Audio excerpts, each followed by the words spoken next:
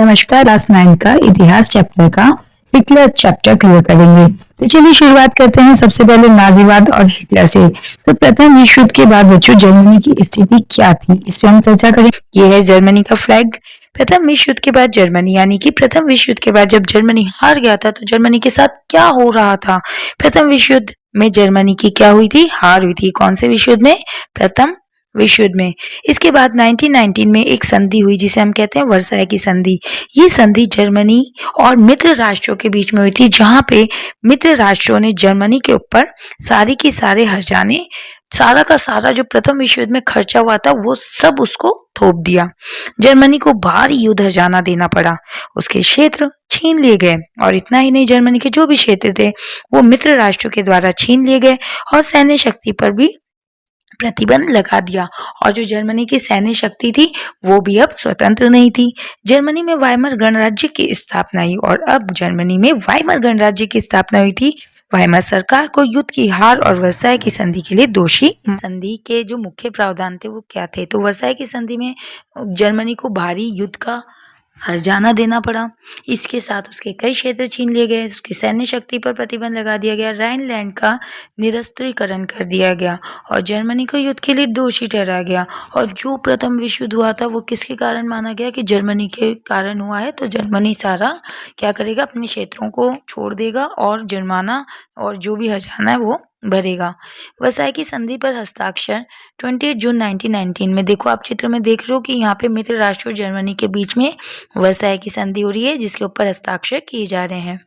Weimar गणराज्य, अगर हम वाइमर गणराज्य की बात करें तो लोकतांत्रिक सरकार की स्थापना हुई थी, लेकिन इसे स्थिर समर्थन नहीं मिला। अब देखो वाइमर जो गणराज्य है उसे पूरा समर्थन नहीं मिला था, लेकिन लोग इसे कमजोर और अपमानजनक संधियों के लिए जिम्मेदार मानते थे। लोगों का क्या मानना था कि जो भी जर्मनी के साथ हुआ है वो अच्छा नहीं हुआ, ये एक तरीके से अपमानजनक संधियों में गिना गया है। आइए अब हम जर्मनी के आर्थिक संकट की बात कर लेते हैं। तो बच्चों 1923 में अत्यधिक मुद्रास्फीति हुई थी और मुद्रास्फीति बोले तो महंगाई, यानी बहुत ज़्यादा महंगाई बढ़ गई थी इस समय 1923 में। कीमतें बहुत तेज़ी से बढ़ रही थी और जर्मन मुद्रा का मूल्य बहुत ही ज़्यादा गिर गया था। तो ध्यान रखो, जब भी किसी देश की मुद्रा का मूल्य गिरता है ना, इसका मतलब है उस देश में महंगाई बढ़ रही होती है। अब आया 1929 की महामंदी। वैश्विक महामंदी ने, अब 1929 की महामंदी बहुत ही गंभीर महामंदी थी क्योंकि ये पूरे विश्व में फैली थी। इसने जर्मनी की अर्थव्यवस्था को पूरी तरह से प्रभावित भी कर दिया। वहीं बेरोजगारी और गरीबी की बात करें तो बेरोजगारी और गरीबी भी तेजी से बढ़ी थी और लोकतांत्रिक सरकार पर अविश्वास भी लोगों को हो गया था। यानी कि लोग कहते थे, समझते थे कि जो लोकतांत्रिक सरकार है वो अब उनके जैसे कार्य नहीं कर रही, जैसा जनता चाहती थी ऐसा कार्य नहीं कर रही। अब होता है हिटलर का उदय। तो बच्चों एडोल्फ हिटलर, जिसका पूरा नाम है एडोल्फ हिटलर, का जन्म 1889 में ऑस्ट्रिया में हुआ था। वह नाजी पार्टी का नेता बना। इंपॉर्टेंट क्वेश्चन है, कौन सी पार्टी का नेता बना? Nazi party. नाजी पार्टी का पूरा नाम है national socialist German workers party. Hitler ने जर्मनी को शक्तिशाली बनाने और वर्साई की संधि को समाप्त करने का वादा किया। हिटलर ने वादा किया ताकि वो नेता बन सके कि जो भी जर्मनी की शक्तिशाली बनाएगा और वर्साई की जो संधि है उसको समाप्त करेगा। उसने बेरोजगारी समाप्त करने, रोजगार देने और जर्मन गौरव वापस लाने का काफी प्रचार भी किया। हिटलर की सत्ता तक पहुंचने की प्रमुख घटना पे हम चर्चा करें तो देखो 1919 में हिटलर जर्मन सेना में शामिल हुआ। सबसे पहली बात कि जर्मन सेना में हिटलर कब शामिल हुआ? 1919 में। और 1920 में नाजी पार्टी में शामिल हुआ। अब ये यहाँ पे जब जर्मन सेना में शामिल हुआ था तो ये किसके रूप में कार्य करता था? संदेश वाहक के रूप में कार्य करता था। लेकिन एक साल बाद ये नाजी पार्टी में शामिल हो गया और 1923 के अंदर बीथर हॉल पुटस असफल हुआ और 1920 में हिटलर ने पूरे जर्मनी में प्रचार किया, यानी अपना काफ़ी प्रचार प्रसार किया ताकि जर्मनी पर नेता बनकर राज कर सके और अपनी जो नाजी पार्टी उसे भी मजबूत किया। और वहीं पे इम्पॉर्टेंट है आपके लिए 30 जनवरी 1933 यानी कि 30 जनवरी 1933 में हिटलर को जर्मनी का चांसलर बना दिया गया। क्या बनाया बच्चों? चांसलर। अगर हम निष्कर्ष की बात करें तो प्रथम विश्व युद्ध में हार हुई, वर्साई की संधि की अपमानजनक शर्तें लागू की गई जर्मनी पर और आर्थिक संकट और लोकतांत्रिक सरकार की कमजोरियों ने मिलकर हिटलर और नाजीवाद के उदय का मार्ग प्रशस्त कर। हम आगे देखें तो हिटलर की तानाशाही। अब हिटलर क्या करने लगा है? हिटलर भी तानाशाह बन के उभरने लगा है। 28 फरवरी 1933 को फायर डिक्री जारी की गई और नागरिकों के कई मौलिक अधिकारों को क्या कर दिया गया? निलंबित कर दिया गया। फायर डिक्री के अंदर क्या किया? नागरिकों के मौलिक अधिकार को हिटलर ने निलंबित कर दिया।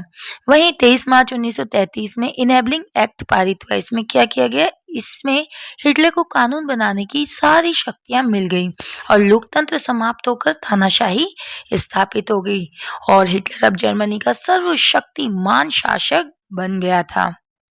सभी राजनीतिक जो दल थे बच्चों, ट्रेड यूनियनों पर प्रतिबंध लगा दिया गया और जो भी व्यापार चल रहा था, राजनीतिक दल बन रहे थे, उन सभी पर क्या लगा दिया गया? प्रतिबंध लगा दिया गया, उनकी स्वतंत्रता समाप्त कर दी गई। नाजी पार्टी को छोड़कर अन्य सभी पार्टियां समाप्त कर दी गई और देखो सिर्फ अब कौन सी पार्टी थी? नाजी पार्टी, और जो भी पार्टियां थी उन सबको समाप्त कर दिया ताकि कोई भी विरोध में बोल ना सके। इसका परिणाम क्या हुआ?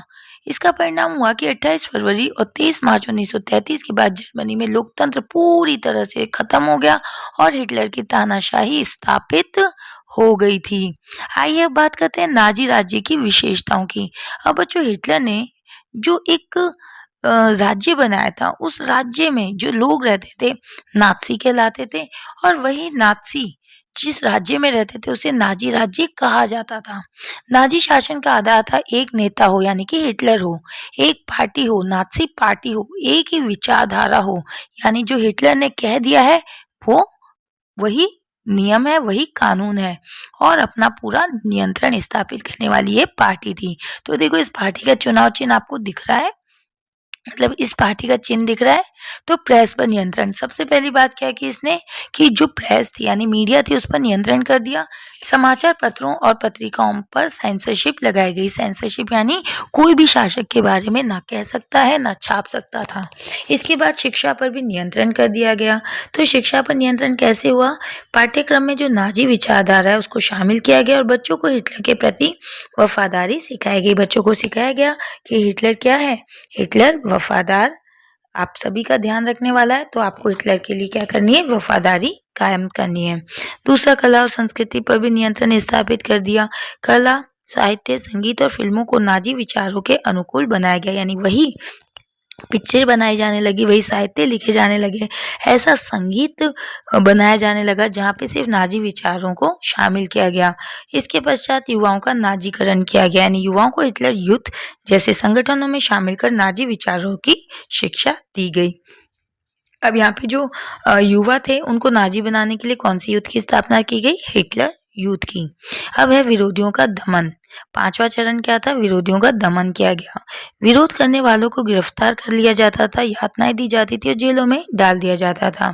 और फिर गुप्त पुलिस और यातना शिविर, गेस्टापो नामक गुप्त पुलिस ने लोगों पर नजर रखी यानी ऐसे ऐसे पुलिस वाले होते थे जो कि लोगों के आसपास बिना वर्दी के घूमते थे और जो भी हिटलर के बारे में या नात्सियों के बारे में या नाजी पार्टी के बारे में कुछ गलत कहता था तो उसको गिरफ्तार कर लिया जाता था, यातना दी जाती थी और शिविरों में भेज दिया जाता था।